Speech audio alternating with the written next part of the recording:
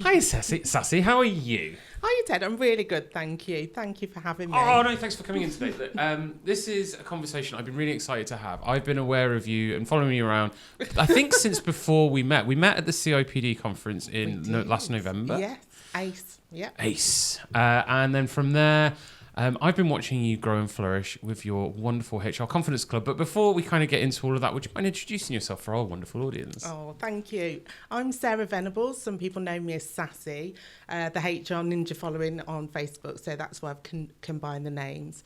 And I've been in HR for a long time.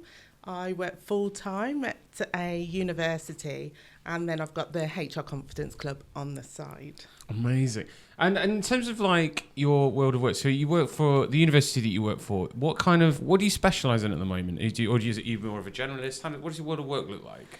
Yeah, I'm a HR business partner. I've been there for nearly 9 years, actually, and I've done different roles. Started in recruitment and then moved into equality and diversity. And I think I've been a business partner now for about 5 years. And it's a generalist role supporting my areas. So I've got a number of areas that I look after.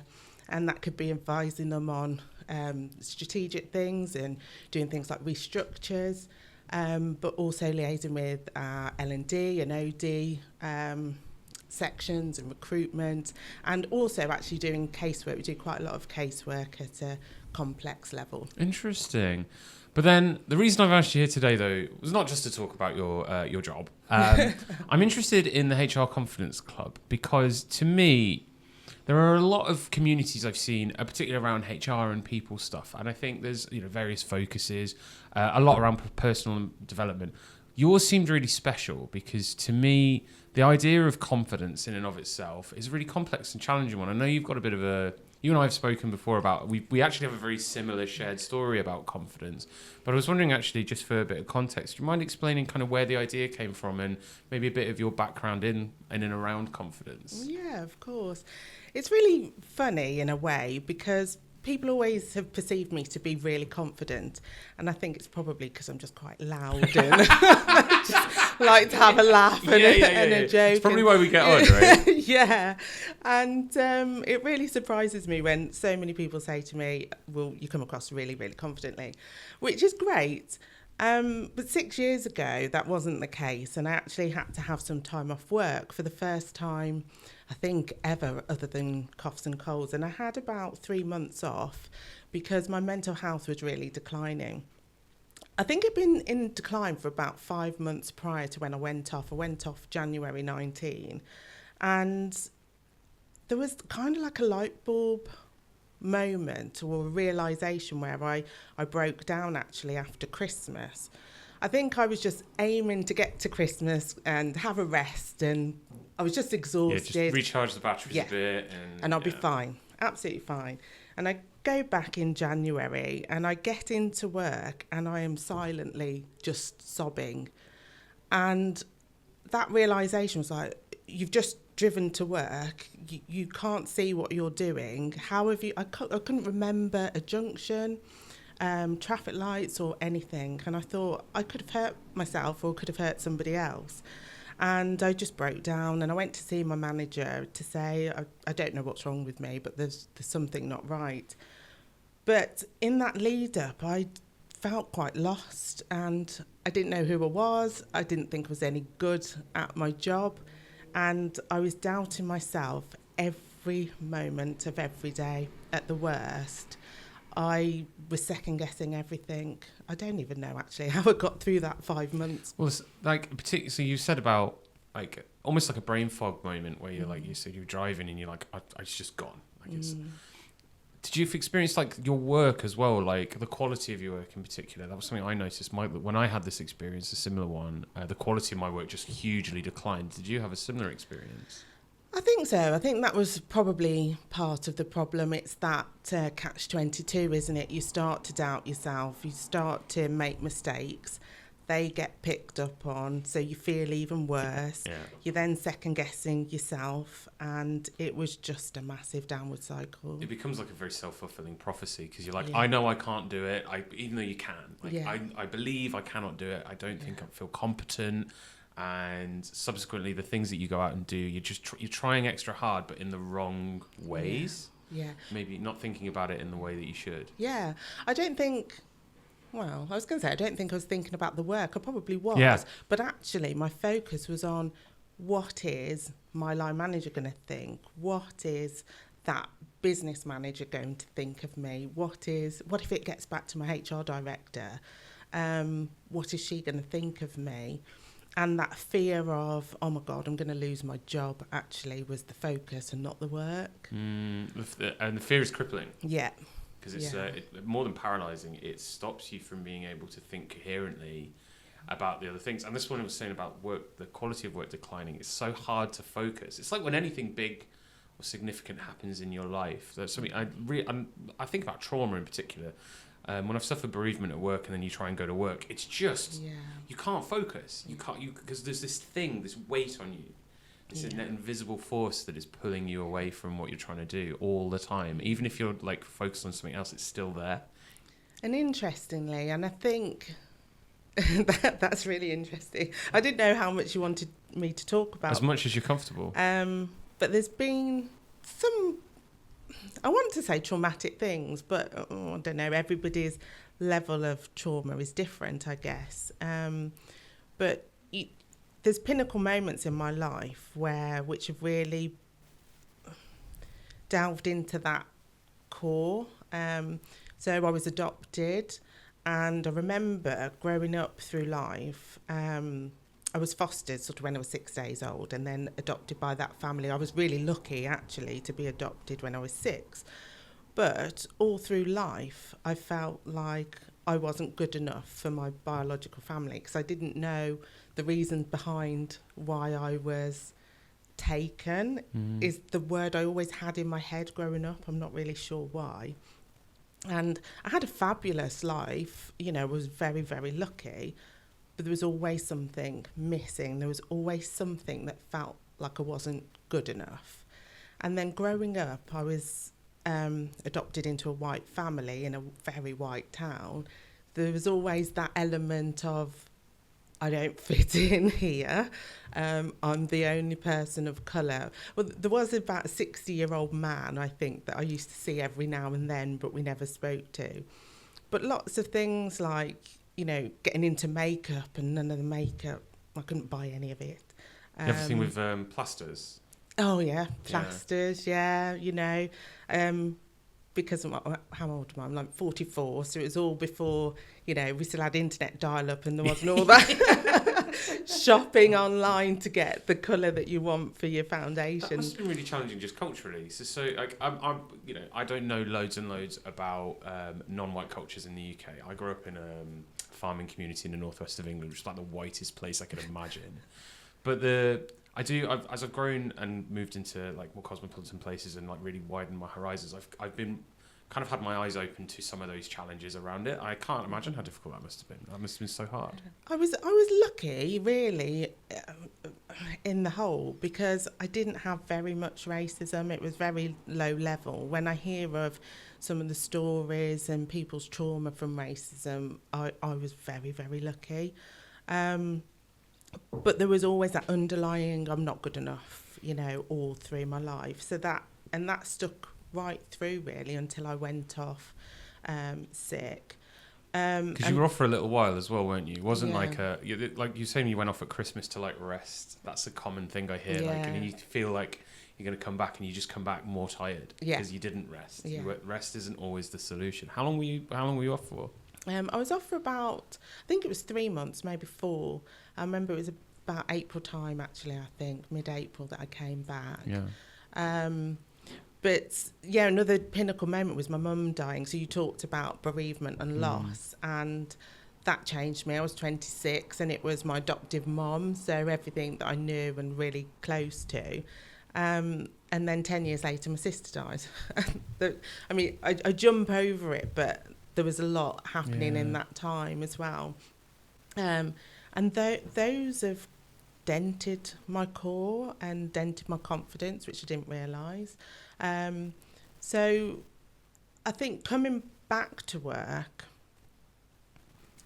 I wish I'd written a journal of that whole period, because I think I'd be shocked at how I felt, because I can only recall like the high level things, and I'm not sure what actually gave me that impetus to return. I know that my HR director, she was fantastic. She was fantastic when my sister died as well.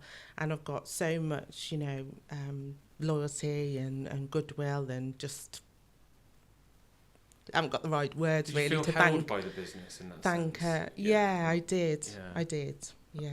And then so you came back to work, not necessarily knowing why, perhaps, but what then led you from that to going, I need to do something for the wider community. I need to start the HR Confidence Club. Well, it didn't start then, because that was 6 years ago. I think January 2023, I started to feel a bit sad and a bit unsure of myself again, and my confidence was really dipping. And it was continuing again for a while, a bit of a spiral. And I gave myself a really good talking to and said, I can't get into the place that I was in 2019. What am I going to do to sort myself out? And I spoke to the chair of the CIPD, Hereford and Worcester branch, and we actually worked together. So we were having some conversations, and she said, why don't you come onto the committee? We need some people. We're not getting much interest. And it started from there, actually. That one conversation and being on the committees led to so many opportunities. And I think having a bit of independence from work, so, like a committee that actually valued me for being a bit different and being me. I was going to say, so then work can be really transactional, right? Because you have to go and do a functional job, even in human resources, in whatever capacity, whether it's casework or DEI or any of that sort of stuff. Like there is a job to do, it needs doing, and it's commercial because you get paid, and there's all these complex covenants around work. But I think when you start doing stuff for yourself, it's not a hobby, because I think that's too light, but it is more meaningful than that, and it's very. I've certainly found with some of the things I've ended up doing, it enriches my kind of soul, if that makes sense. Yes, because it felt. I mean, I've been part of the professional body for the whole time I've been in HR, and I felt that I was giving something back. That was my drive. I didn't know what I was doing at all. I was like, yeah, we'll come along to the meetings. What do you need me to do? Yeah, well, I'll have a go. I think that was the thing. It was I was giving back to the community. And two, I was having a go at something, and they didn't mind if I didn't know what I was doing, or if I made a mistake. It wasn't frowned upon. It wasn't... Did you feel safe? Yeah. And then, okay, so you kind of start getting involved with the CIPD branch, which is awesome. Hey, go to the CIPD. We're all about that here. Where does that lead you then to saying, I need it to be my own thing, and in particular, like the focus around confidence?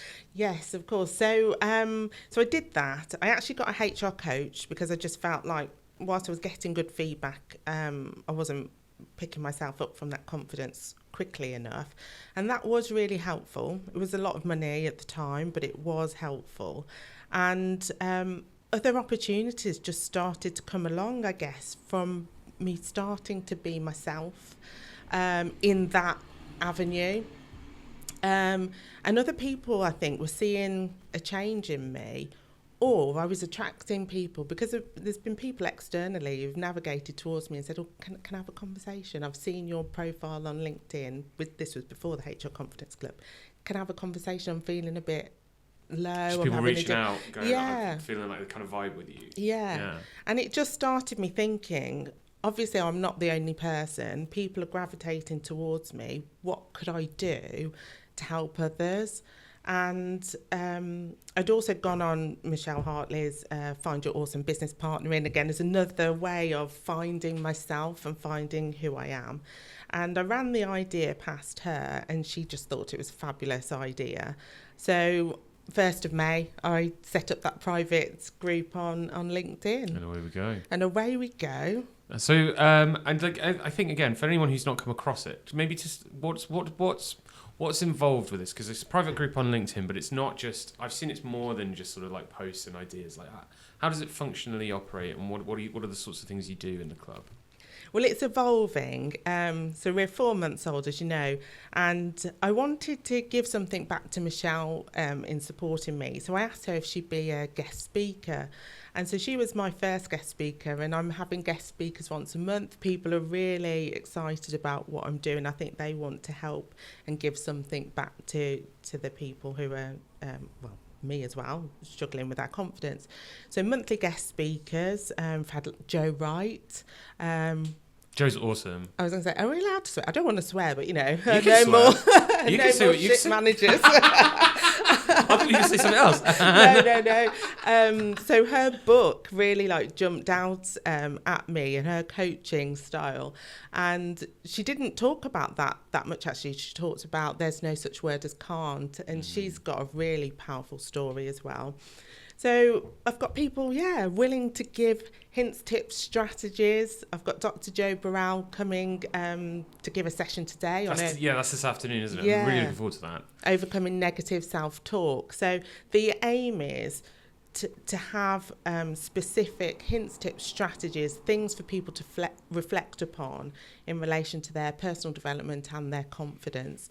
And I also run a monthly Confidence Coffee and Connect virtual session.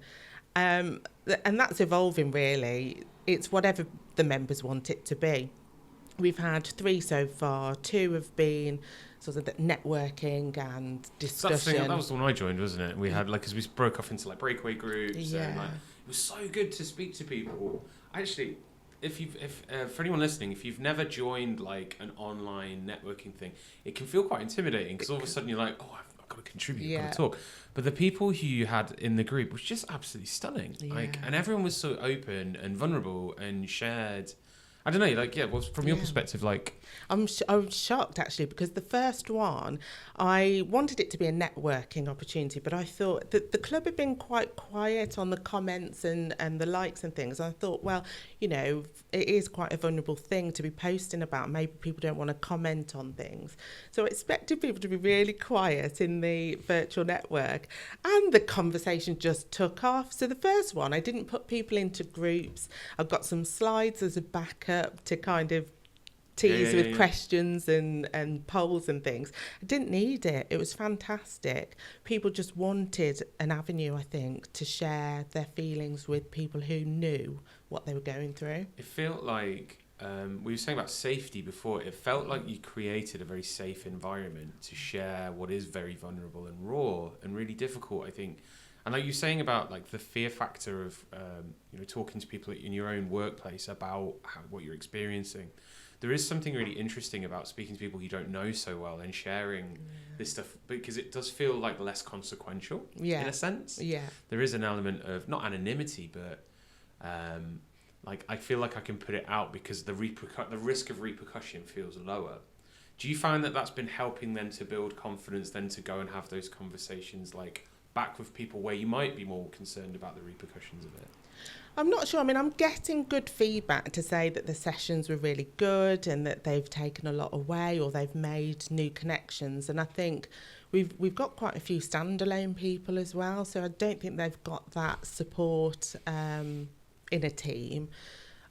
Whether they're then in a place to go back and start to address those concerns, I'm not sure. And I think what I'm finding, I was a bit naive when I set it up because I was like, actually, this is a massive topic, and there's so many factors involved in it.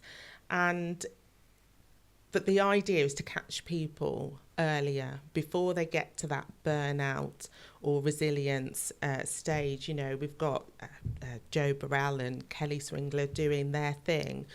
I want to catch people earlier than that and start that dialogue so that they can feel more empowered to try to have those conversations. 100%. It's once it can go too far too early as well. And I think you're dead right about prevention is better than a cure is the phrase I was really looking for. Is that definitely how you think about it? I think so. and I think that's the work I need to do now around what are those phases.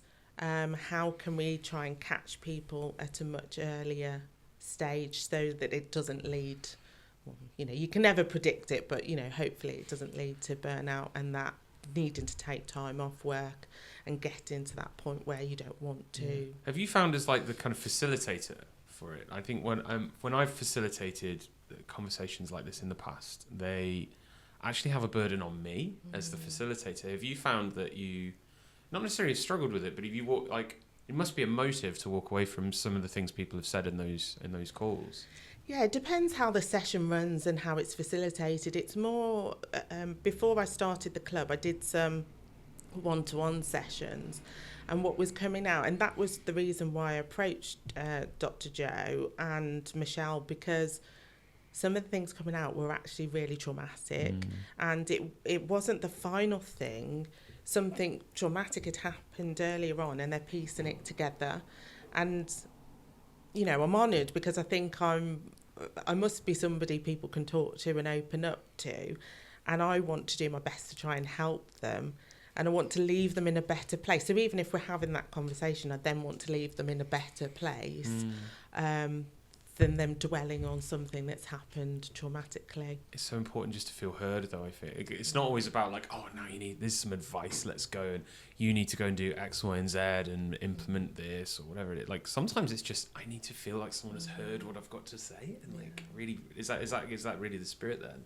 Oh well, I happily do that. Happily do that, and hopefully I do have the skills from my HR career to be able to then navigate people out of it. And I think some of the traumatic things I've been through, some of the lessons I've learned, I can try and switch into that to then help them a little bit. Yeah. So I hope so. I'm sure. What is there anything like really surprising that you feel like you've learned? I know you're fairly early in the journey, right? 4 months in is still it's still almost in the incubation phase, and I can see this going bigger and bigger and bigger. It's such a big, like you said, it's a big topic. It affects everyone in HR. I don't know anyone who in the space who hasn't gone, I'm beat up. Certainly since post-pandemic world, it's been so difficult on people professionals. More is being demanded. There's less budget. There's less resource. There's redundancies. You've got, and then if you look at like the economy and just the cultural things going on, war, racism in the UK, all this sort of stuff is just like it continues to bubble and boil. Is there anything I guess like that surprised you or that you've learned in the last couple of months that you went, I never would have thought about it that way? I think the most recent thing, if I reflect back to myself, I could see it. Depending on where you are in that journey of your confidence, you just are not in the space to help yourself. And that's really surprising because then and I guess that's where I can't help because I'm not a therapist, and maybe actually people do need to go and seek therapy, and that shouldn't be a shameful thing. Having somebody with those tools to help you navigate through that is really important. So yeah, I think that's been the biggest thing really. People coming to me, but actually they need therapy. They need more than you. I think that's a very sobering thought a lot of the time. It's very difficult in the world to admit that you need that, and to actually there's a belief like, is it? I always hear like, I don't know. I don't hear it all the time, but have you ever tried not being anxious, for example? That mentality. Have you ever tried being more confident? Like when you're anxious and then you're like telling yourself not to be. Yeah. Yeah. And like I've come to understand about feelings in particular. They're very real. Yeah. They are temporary, and they do move on and they change and they evolve, but they're super real. And you're dead right about not. You can help yourself so much, but you can't. There comes a point where actually people cannot help themselves. Yeah. And actually recognizing that, and like you were saying earlier, well, before you even get there, I think is probably the trick. Yeah. Yeah, absolutely. I mean, I don't know whether you've seen my self-confidence guide that I wrote. I was trying to sort of piece together what I'd gone through. And the first thing is that clarity. I mean, it's really raw for you to delve into what you're feeling, why you're feeling it, You might have to dig out some of those things you're trying to bury away in Pandora's box. But that's the crucial thing, because once you've got that realisation, recognition that I maybe can't do it on my own, or I might be able to do it on my own, but what is it that I'm looking at is really important, because you can then start to build those steps, tiny steps. It doesn't matter how long it takes, but I think staying in that place is just not sustainable. What do I feel and why do I feel that way is a very difficult question to answer sometimes. It It's is. especially around work though, because again, because it's this transactional agreement that you've got, there's just an assumption that just keep doing it. Yeah. Well, it's really important. I think that's the other thing I've always noticed, that people overinflate the importance of it comparatively to other things, and there's the kind of saying, isn't there, about very few people on their deathbed of, I wish I'd spent more time at work. Absolutely. You know, I mean, my brother, he lives in Australia, and he's gone through a really difficult time, but he has got the best life now. He keeps saying to me, you know, why don't you live somewhere else? Why don't you do something different? And in my head all the time, and other people, you know, say, I've got a mortgage to pay, and I like where I live, and I think there's that element of, well, what if, and the fear. But I think when life does throw a curveball at you, you usually do get through it. We must get through it, because, you know, I'm here today talking to you. So we find the resolve somehow to get through it. But I think we sometimes stay in our comfort zones. Yeah. So listen, do you mind if I ask you about the kind of guide to confidence then? Because actually, like, I think for our audience in particular, don't have to go into it. I'm sure it's available like on your LinkedIn, and I'm sure you'd send it to anyone who was willing to ask. But what are maybe some of the key kind of components of that? You mentioned at the beginning just like recognition of your own feelings. Where does it go from there? Yeah, I think recognition, that clarity, and also it's like your own feelings, but your environment as well. Try and break everything down, because there's some things that are in your control to try to work through, and other things aren't, and it's about accepting that. So the second stage is all about acceptance, and that doesn't mean to say acceptance and therefore I have to give up. Right. It's acceptance, acknowledgement. Okay, right, I can do something about that. These are the things that I can do. And I would also say, try and talk to somebody that you feel, you trust. That could be me, but I'm sure there's other people as well. To just have that sounding board, to get that acceptance for the situation in order to move on. The other big component, and I'm not quite sure where it was in my journey, but finding yourself again. I know it sounds a bit twee, but finding yourself. But honestly, I think like you said about workplaces and culture, we're so focused on fitting in. Of course, we have to follow the codes of conduct and the standards and values and things like that. But who are we whilst we're doing that? And often, so I needed reminding of my values, and it was like a light bulb moment during my coaching, that was the misalignment, because we've got amazing values in our organisation, but of course, in any organisation, any life, not everybody was following those.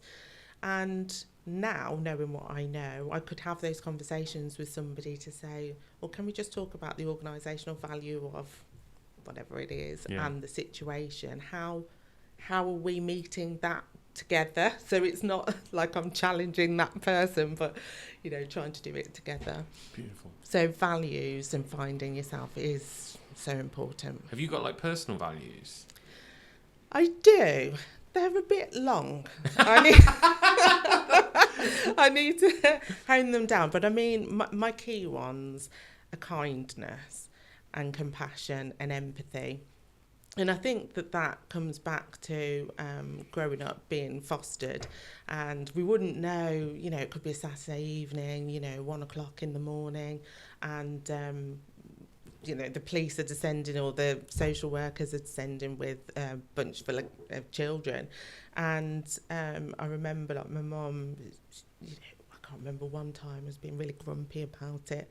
And she just remember, we've got a lot. We can help them in that moment, look at what they're going through.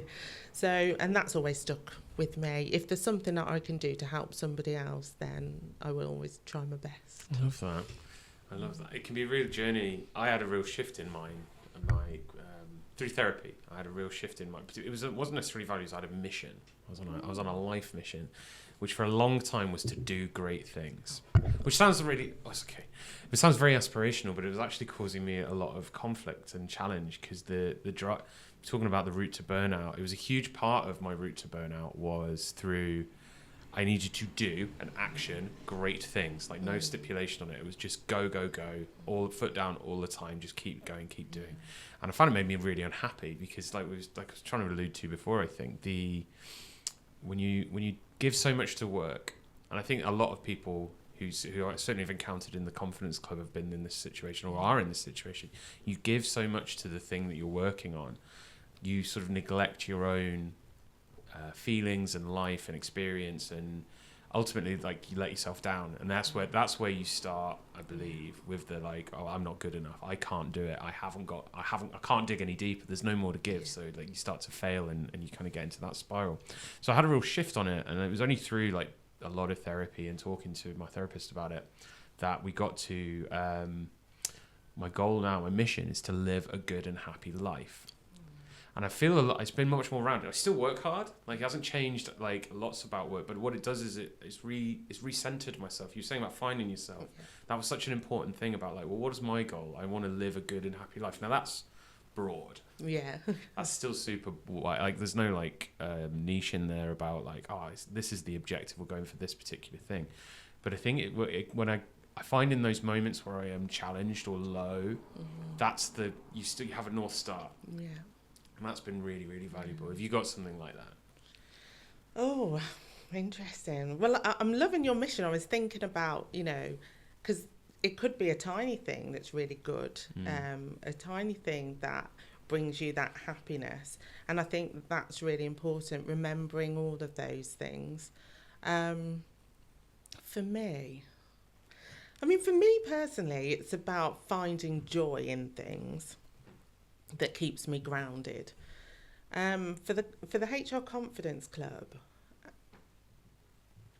I want to be able to say about empowerment. And that's my aim, to empower that inner spark in my fellow, HR professionals who are really struggling. It's the how that I'm working on at the moment. So I'm definitely empowering that inner spark to reignite their confidence. Yeah. Is my aim. I love that. Empowerment. Yeah. So I think we're coming towards the end of our conversation, which has flown by the way. I know I haven't even, it goes so fast. If you were to give I really like kind of finishing up with the sort of advisory piece. And I think I always think about your younger self. If you were to offer your younger self a piece of advice about confidence, maybe about the journey you've been on, I'm reticent to say, we should all change our. I wish I'd done all this and that different, because actually it's the hardships and the traumas that we go through build the person we are today. So there's an element of gratitude to some of the shit things we go through, but that's not always. That's all easy to say on the other side, I think. Well, if you were to give your younger self a piece of advice, what might it be? I think two things which are connected, and that is that piece around knowing who you are. Because I think when we're younger, we do know who we are. We haven't got as many, I'd like to think, we haven't got as many people judging us. So stay true to who you are with your values. And I think to remember our strengths and our abilities, because I think we forget that and we lose sight of that. I remember applying for a job a few years ago, and I dusted off my CV because I hadn't looked at it in however long. And I was reminded of all the things that I'd done that I'd forgotten about when I was feeling so rubbish, at how well I'd done, leading groups, leading charters, writing, and delivering training. And you kind of just forget about it. So I think it's reminding yourself all along about your strengths and your abilities and who you are. There's that thing about keeping an email of all the good feedback, keeping the emails like a folder of that. Have you done that? Yeah. I have not done that yet. I should do. Yeah, I've got one for work, Yeah. and I've got one for the HR Confidence Club because it keeps me powering forward. Just a tiny bit of that reminder that you're actually doing great things. Yeah, well, I hope so, but yes. Oh, beautiful. Sasi, thank you so much. Thanks for coming in. No, thank you for having me. It's been fantastic. Lovely.